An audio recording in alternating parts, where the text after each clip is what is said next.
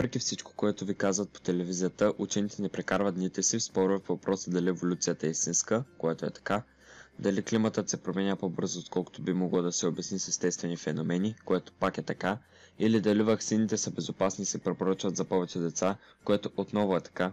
Да, може би има някои детайли по този въпрос, които са отворени за дебат, но като цяло нещата са ясни. Това обаче не означава, че учените знаят всичко. Физикът Брайан Кокс е казал: "Нямам против неизвестното. Това е смисълът на науката. Има места, милиарди места, за които не знаем нищо. И фактът, че не знаем нищо за тях ме вълнува и ме кара да искам да го изследвам. Това е науката. Ако не ви харесва неизвестното, значи няма как да бъдете учени. Аз нямам нужда от отговори на всичко. Искам да има отговори, които да чакат да ги открия. Ето някои от най-големите мистерии, които продължават да тормозят учените и до днес. Ние сме Хеднес ТВ и днес ще ви представим топ 5 загадки на Вселената, които науката не може да обясни до ден днешен. А затова, харесайте клипа и нека да започваме. Номер 5. Защо има повече материя, отколкото антиматерия? Според сегашните ни разбирания за физиката на елементарните частици, материята и антиматерията са противоположности на едно и също нещо. Когато се срещнат, те би трябвало да се унищожат взаимно и след тях да не остава нищо. Повечето от тези сблъсъци вероятно са случили в най-ранните мигове на Вселената. Останала обаче достатъчно материя, за да изгради милиарди и милиарди галактики, звезди, планети и всичко останало. Едно обяснение за това включва мезоните, които са съставни частици, изградени от един кварк и един антикварк. В мезоните се разпадат по-бавно от антимезоните, което може да означава, че са оцелили достатъчно мезони, за да създадат всичката материя в Вселената.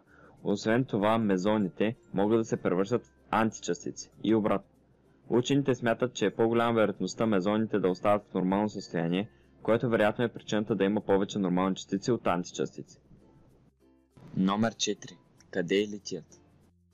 В началото на Вселената, когато температурата е била много висока, изтопи на водород, хелий и литий е имало в изобилие. Водорода и хелият все още са на лице и изгражда почти всичката маса във Вселената, но има 3 пъти по-малко литиум-7, отколкото би трябвало. Има всякакви теории за това какво се е случило, включително такава за хипотетичната елементарна частица аксион. Друга пък смятат, че литият се намира в ядрата на звезди и просто не можем да го засечем с модерните ни телескопи. Вие какво мислите? Номер 3. Как работи гравитацията? Всички знаем, че лунната гравитация причинява приливите и отливите на Земята. Земната гравитация ни държи на повърхността, а тази на Слънцето държи планетата ни в орбита. Но колко точно знаем за гравитацията? Тази сила се генерира от материята. Колкото по-масивен е един обект, толкова по-голяма е неговата гравитация. Макар учените да разбират основните принципи на гравитацията, те не могат да обяснят защо и как съществува тя.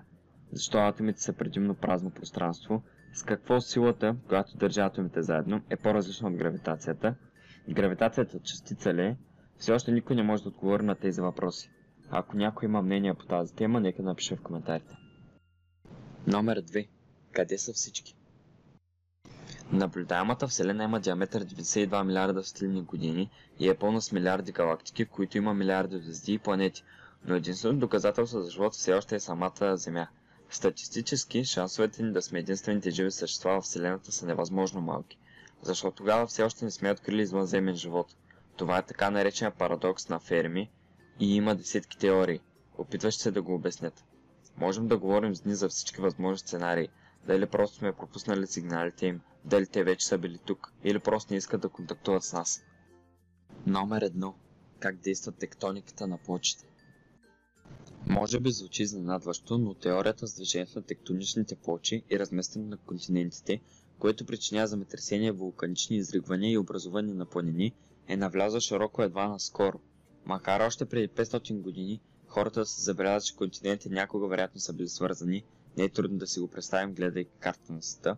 Тази идея е популяризирана чак през 70-те години на миналия век, когато физици доказват, че скална маса бива издърпана в мантията на Земята, рециклирана и след това изкарвана отново на повърхността като магма. Учените обаче не са сигурни какво причинява движението, нито как точно са се образували границите на плочите. Има много теории, но нито една не отговаря на всички въпросителни. Ние бяхме Хеднес ТВ и ако ви хареса това, което правим, моля абонирайте се за канала ни и харесайте този клип. Чао!